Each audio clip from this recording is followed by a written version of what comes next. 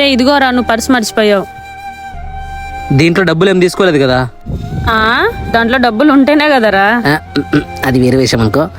అయినా ఏంటే ఎప్పుడు లేని ఇప్పుడు మాస్క్ పెట్టుకొని వచ్చావు? అదేం లేదురా, నాకు కోల్డ్ అయింది, మళ్ళీ నీకు స్ప్రెడ్ అవుతుందని అందుకనే మాస్క్ పెట్టుకొని వచ్చిన అంతే. ఏంది నీకు కోల్డ్ అయిందని నా కోసం మాస్క్ పెట్టుకొని వచ్చినావా?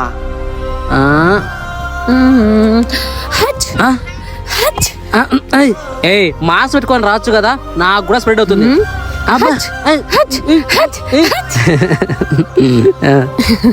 సరే అవన్నీ సరే గాని నీ పెళ్లి పనులు ఎలా జరుగుతున్నాయి?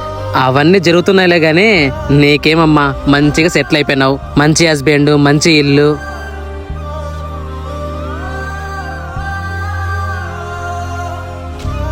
ఎవడే వాడు అంత క్లోజ్గా మాట్లాడుతున్నావు?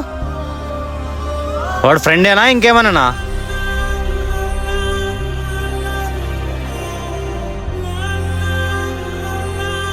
ఇదంతా ఎలా స్టార్ట్ అయింది?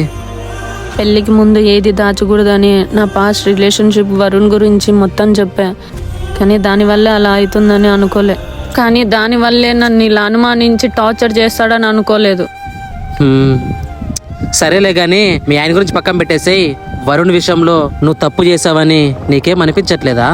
వరుణ్ గురించి మా ఇంట్లో చాలా బతిమలాడుకున్నా, కానీ మా అమ్మ మా నాన్నకి ఆస్తి కులం మధ్య నా ప్రేమ కనిపించలేదు. అందుకే వాళ్ళ సంతోషం కోసమే పెళ్లి చేసుకున్నా. సరే, నీ వాళ్ళ సంతోషం కోసం వాడిని పెళ్లి చేసుకున్నావు, కానీ ఇలా అనుమానించేవంతా ఎలా బ్రతుకుతున్నావే? అలా బతకడానికి కాకనే 2-3 సార్లు సూసైడ్ అటెంప్ట్ చేసుకున్నారా. మా అమ్మ వాళ్ళు నాకు నచ్చ చెప్పి మరి మా ఆయనతో కలిపారా. మా అమ్మ మా నాన్న మాట విని వెళ్ళా, కానీ ఆయన మారలే. అవే మాటలే, అదే అనుమానమే. కానీ 4వ సారి కూడా సూసైడ్ చేసుకుందాం అనుకున్నా, కానీ నా కడుపులో బిడ్డ గురించి ఆలోచించి ఆగిపోయా. పోనీలేవే, దేవుడు అనేవాడు అన్ని చూస్తుంటాడు. మెల్లమెల్లగా అన్ని మంచి రోజులు వస్తాయిలే, నువ్వు జాగ్రత్తగా ఉండు. ఎవరితో అయితే నేను సంతోషంగా బతకాలనుకున్నానో వాన్నే దూరం చేసేశారు. కానీ నేను ఎవరితో అయితే బతకూడదని అనుకుని దూరంగా వెళ్ళిపోతున్నానో పదే పదే మరీ వానితోనే కలుపుతున్నారు. సరే సరేరా, నేను వెళ్తాను, మరి లేట్ అయితే ప్రాబ్లం అయిపోతుంది. బాయ్. సరే సరేనే, జాగ్రత్త. రే ఇంకొక విషయం, నీ పెళ్ళికి నేను వస్తానో రానో కూడా తెలీదు.